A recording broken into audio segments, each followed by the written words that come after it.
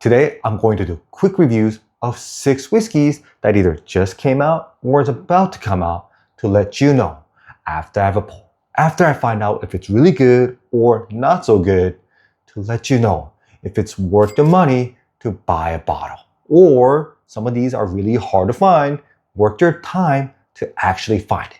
Well, let's get to them right now. Oh yeah. Welcome to Whiskey. My name is David.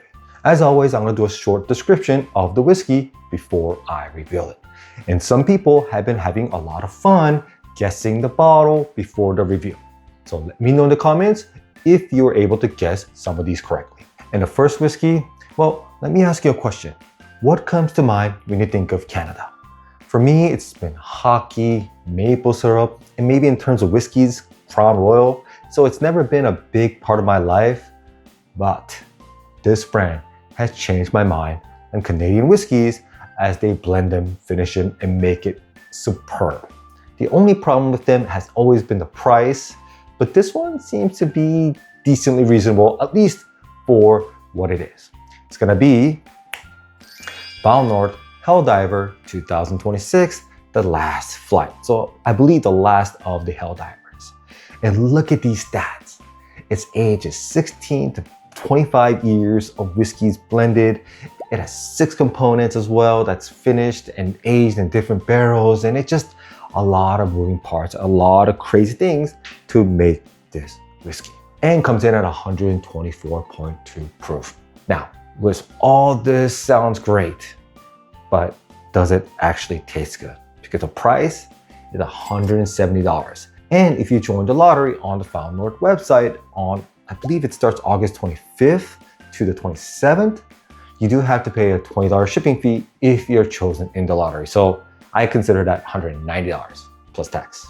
Oh, and just to be transparent, as you guys could probably already tell, this is a sample sent by Found North, and I will give you an honest review. I mean, let's be honest, I give honest reviews on full bottles that people send, let alone a sample. So I will tell you my honest opinion after I have a pour, which is starting right now. All right, so it's been here for about 10 minutes, so I hope it's ready to go. First, the nose. In the nose, you get a lot of that sherry, Oloroso sherry, Pedro Jimenez, that finish influence is 100% in the nose. It's a very red, fruity, very berry type of nose. And it's on par with what you'd expect from Found North. They have a wonderful, jammy, fruity nose in most of their stuff. But the palate, for the taste, let's hope it lives up to the high price point. Cheers, guys.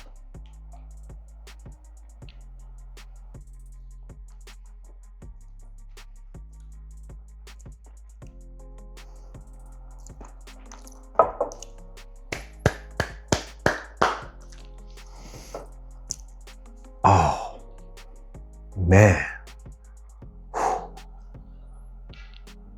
Let's just say it this way. I'm entering the lottery when it opens. Wow, this is crazy. So this is finished in 4 components. It's majority Pedro Jimenez and Sherry Oloroso, but it does have the heavy toast, char 1 and char 2 at the bottom. I believe it's about 17% of the finish. But in the palate, that influence is there. It gives it the little extra oakiness, the little extra darkness that I love in a bourbon that I usually don't get from Found North. You get a lot of jammy fruit, you get a little bit of that rye spice, but it's really a lot of sweetness in a lot of Found North. But this gets that balance correctly with that toast and char influence. It really gives it that, I like to call it the barrel char like bitterness, but more of like a dark chocolate or coffee bitterness. And that really balances out the super fruity, the super jammy that I get right in the front. And that rye component in the French oak does come through a little bit in the palate. You get a little bit of like apple, kiwi type of citrus fruit as well. So again, keeps it really fun with the sweet, citrusy, spicy, and then the dark toasted oak on the finish. And the mouthfeel, it's very syrupy. It's very thick. It's very oozy. So the 170 plus shipping of 20, for me, absolutely worth it. Wow. And the next whiskey, well, this one has all of my favorite words. It's a blend of bourbon and wheated bourbon. It's aged 9 years. It's bottled in the bond, and my favorite word, $50. That is an incredible price for those type of stats. And so I'm really hoping it's delicious as well. It's going to be Heaven Hill Double Mash, bottled in the bond, aged 9 years, and again, $50. 2/3 of this is a traditional bourbon mash bill, and 1/3 of it is a wheated bourbon mash bill. So it's a bourbon wheated blend, which I will hope that it's delicious. Because again, even the Heaven Hill bottled in bond 7-year is $50, $60, right? In some places. And so this is aged 2 more years. It's a blend and it's cheaper or just as cheap. And so that is, wow. But talking will not answer the question of how good this is. So let's get it. Opening ceremonies. Oh, no pop. Well, it's been sitting here for about 10 minutes. And even though the cork pop was disappointing, as in non-existent, hopefully the whiskey itself is very existent and not disappointing. I don't know if that even made sense. Well, let's get to it. First, the nose. The nose is a very musty is a bad word. Very seasoned orange. It's as if it was a grilled orange in terms of just, it has the orange, but it doesn't have any of the citrus type of notes in the nose. So yeah, it's good. I mean, I like it, I enjoy it, but it is interesting that I can get so much orange without any citrusiness. But either way, hopefully the palate will have a clearer picture. Cheers, guys.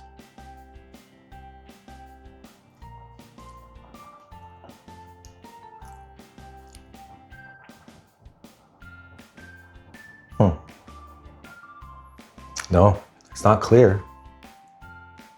I enjoy it. It feels like if I mixed the orange soda, like a Fanta, and a Coke, maybe like a Diet Cherry Coke, something like that, and then kind of blended it in.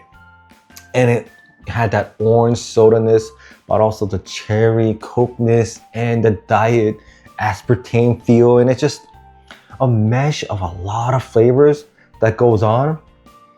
They all play separately. And that's the interesting part about this. There's no one note, there's no like that one feeling of a great blend. It feels like it was just blended yesterday and I'm tasting it. Wow, interesting.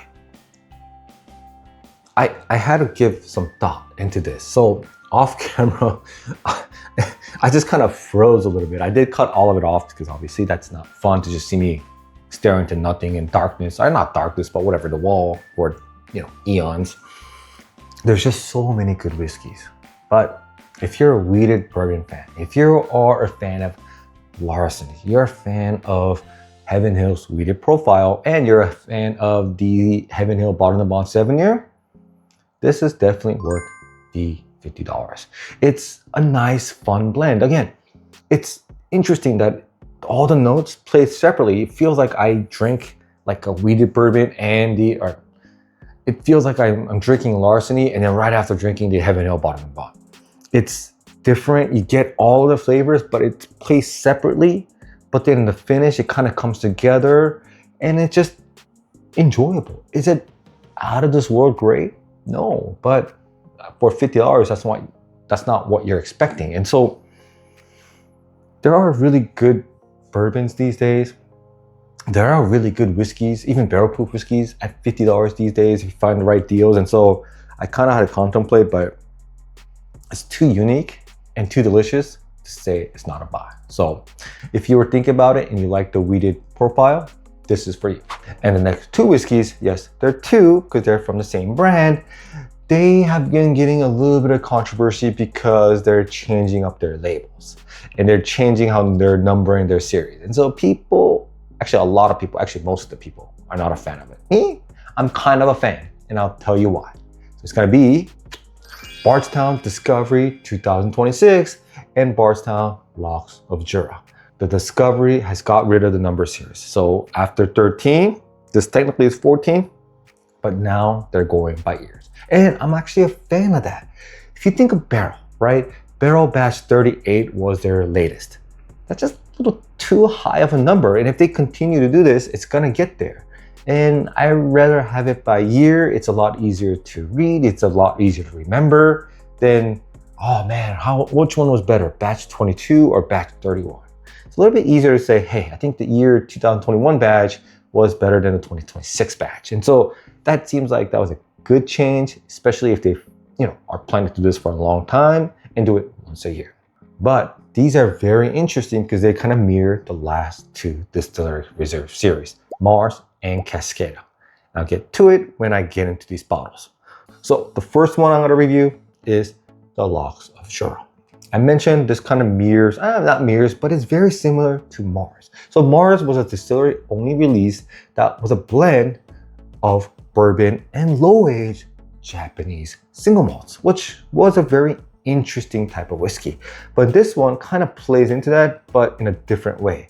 It's a blend of bourbons and ryes finished in ex-bourbon and ex-sherry cask that had single malts in it. So, usually single malts are finished in ex-bourbon cask. So, you know what? Bardstown's like, you know what? I'll flip that around. We'll finish it in your cask. And well, all of that can be great. And it comes in at 104 proof and $140. So I do have to see if it's worth that type of money. Well, let's find out right now. All right, it's been sitting here for 10 minutes. So hopefully it's ready to go as always. Yeah, let's get to the nose. Cheers on the nose. Nose, it's just MGP rye. It's not, if I nosed it this blind, I would 100% just say it's a rye whiskey. There is zero bourbon, zero single malt influence in here. It's just straight grilled apple. Huh. Well, hopefully the palate will give me a little bit more of the bourbon and the single malt influence. Cheers, guys.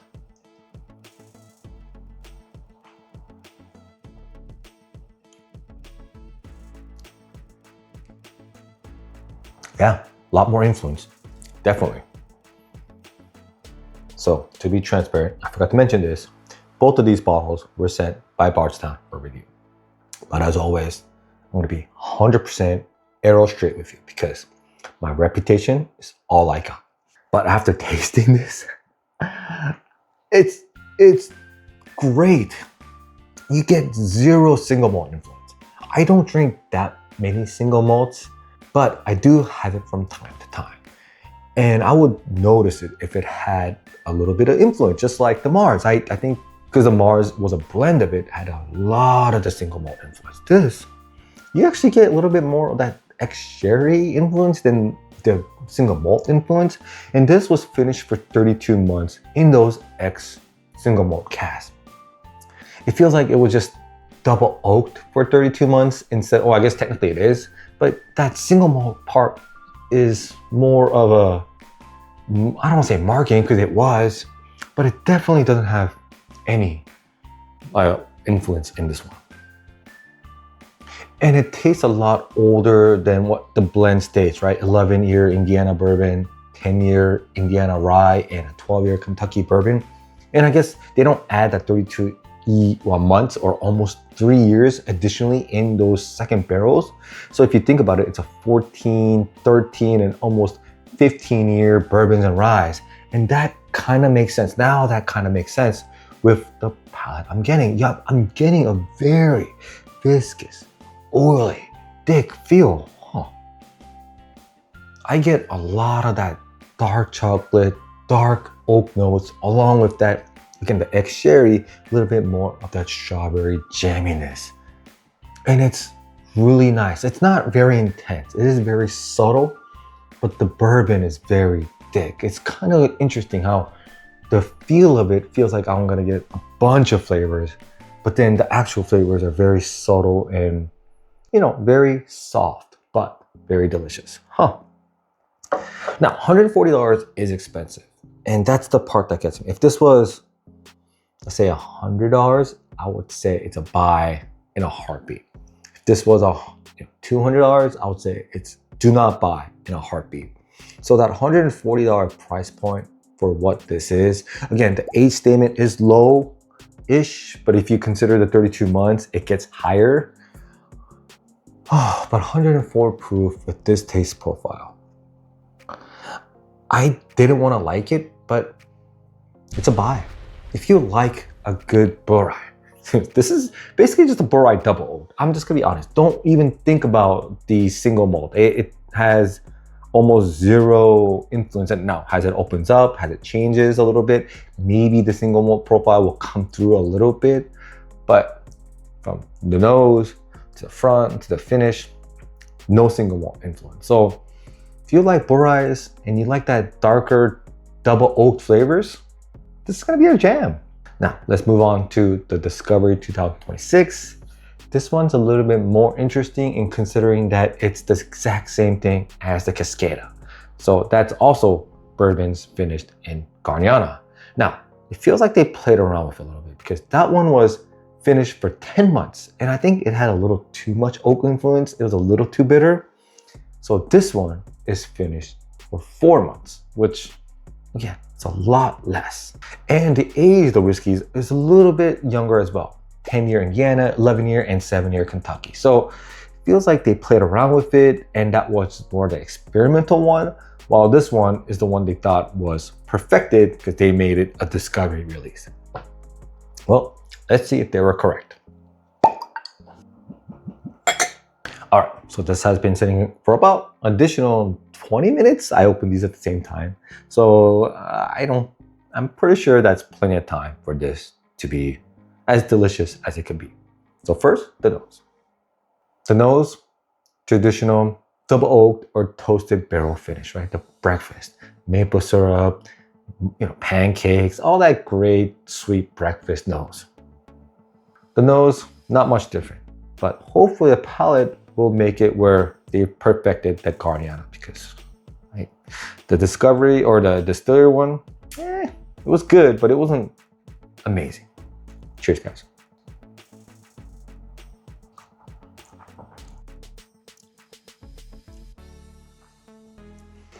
Damn it. I wanted not to like these because liking things that are sent by distilleries seem a little, like, hey, they send it to you, you're gonna like it. But I have done a lot of reviews by Bardstown, again, the Mars and the Cascada. I said, do not buy those. So trust me, I will be telling you the truth. And this one, it's pretty good. Wow.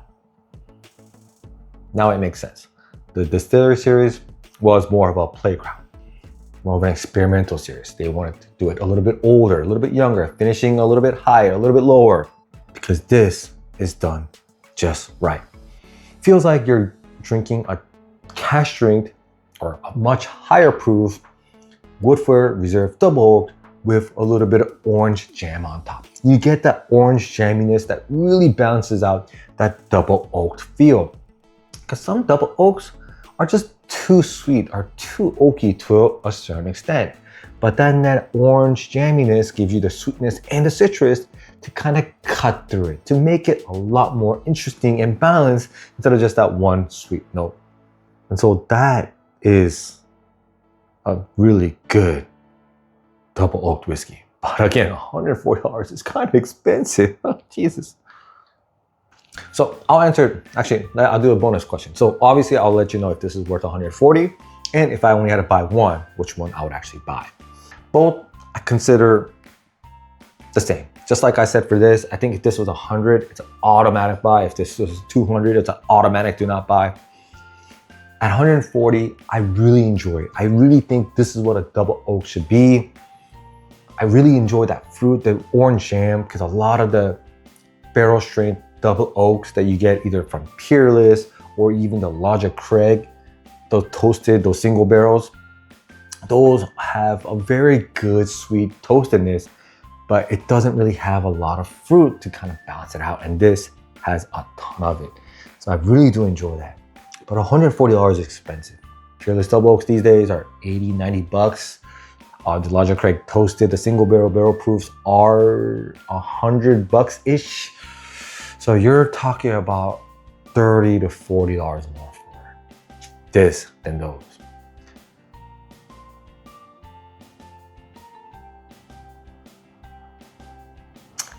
I would say no. I like it. I just wish it was $100. No, not because of because of the whiskey inside, but it's the experience of that orange jamminess is nice, but it doesn't make it that much better than the Peerless 00 or the Logic Craig toasted barrel proofs. And to pay $30, $40, $50 more than that seems like too much. I think their competition is there for this, that it's not as cool, or it's not really worth that much more than those bottles. While this, again, it's a blend of rye and bourbon. It's finished longer, so technically the age is older. And so saying that, if I had to just buy one, it would actually be the Loch of Juras. I really enjoy that Burride type of feel. And it's different because it's double oaked, and that gives it that additional spice, additional fruits. It's just much more unique experience. And the next whiskey, this one, when the first batch came out last year, and it was a distillery only, people went crazy for it. It was one of the best value bourbons that was released last year. So according to the people that actually tried it, I wasn't able to try it because it's all the way on the East Coast. So they released it this year at the same cost, and it's a nationwide release, but it's 10 proof lower. And so the reviews have been not as hot as last year, but I haven't tried last year's, and so I'm gonna judge this whiskey for what it is. It's gonna be Sagamore High Rye Bourbon, aged 6 years, coming at 108 proof, and it cost $50. So that is great. And last year's distillery only release was one of the best bourbons under $100 for the people who was able to actually try it. But that one came at 118 proof. This one is 108. So even though its age is the same, it has the same name, let's see if it's just as good as what people say it is. Because it's always good to have great whiskeys, especially around that $50 price point. So let's get to it. Opening ceremonies. All right, so this has been sitting for 12 minutes, so it should be ready to go. First, the nose. The nose, cherry Sprite. Very citrusy, but has that cherry sweetness.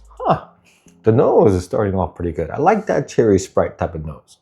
But hopefully the palate will also match that surprisingness. Cheers, guys.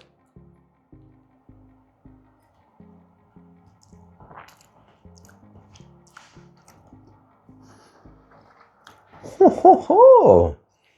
I like it. Wow. That cherry Sprite carries straight into the palate. It's refreshing. It has that lemon lime soda, but it has that cherry, sweet, caramelly type of great, flavors. And this is easy. $50, it's a buy. I'm just wondering how good last year's was, when people who had last year's are disappointed by this. And I'm drinking, again, I never had last year's, but this is superb. It's awesome. 6 years, 108 proof.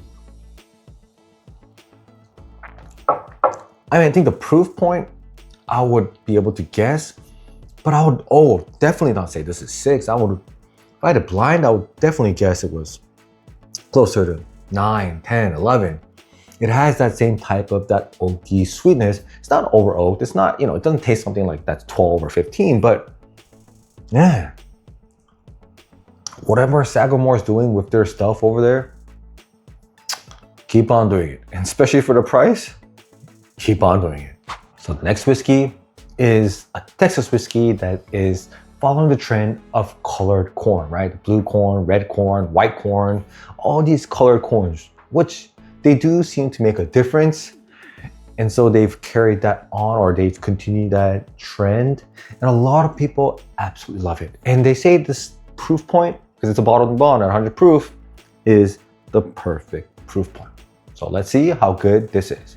It's gonna be Still Austin, red corn, bottle and bond. This is aged 7 years. And as I mentioned, it's proof is about 100. It's not about 100. It is 100. The price is about $80, but you could only get it either through the distillery release or very select markets. And this, what I heard, is the last of their original barrel stock, right? When they had the original fill. So the 7-year is the oldest among the bottled and bond red corn series, and it's gonna be for a while because the next batch that comes out probably gonna be either 5 or 6 years because it has to be the second batch that they made after the original batch. And so if this is the original, the one that they put all their heart and soul into, and it's the last one at age 7 years, man, I hope it is as delicious as that sounds. So let's get to it. Opening ceremonies. Oh, that's a good one, Pop. All right, this has been sitting for 15 minutes because it's a Texas whiskey. So I want to give it a little extra time to open up so I can give it a fair review. First, the nose. The nose, burnt strawberries. You get that burnt oak. You get that Texas burnt funk, but with a lot of strawberries, which is nice. I like it. Oh, but of course, the palate is what matters. And I don't know, man. Oh, I just really want Still Austin to be good because I'm a fan of them. Cheers, guys.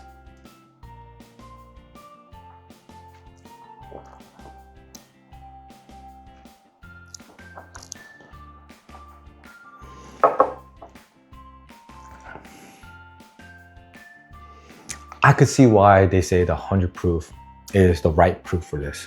Oh, that red fruit, strawberry jam note from the nose carries right over.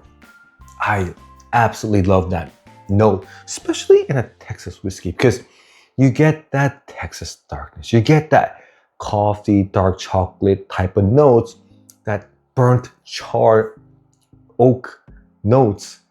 But when it's there with a sweet fruit note, like a strawberry or raspberry, it's just the perfect combination. Oh man, $80, absolutely buy. What's the most you should pay for this? Because obviously it's very hard to find, and it's most likely a lot of you guys will have to find it in the secondary or whatever market. Whew, that's a tough question. Oh man, let me just have one more sip. The most you should pay for this. And again, I'm saying the most. So this is something you shouldn't pay for, but if you really like Still Austin, if you had their cash drink, but you wish it had a little bit more fruit, this is it. And their cash drink comes in at 116 proof. So even though it's 16 proof higher, this has the same type of intense flavor. This has the same long note or finish. And so it's right there just with, again, maybe it's the red corn playing my mind or the red colors, but again, with a red fruit jam. So the most I would pay for this, if I just were desperate to find one, would be $140.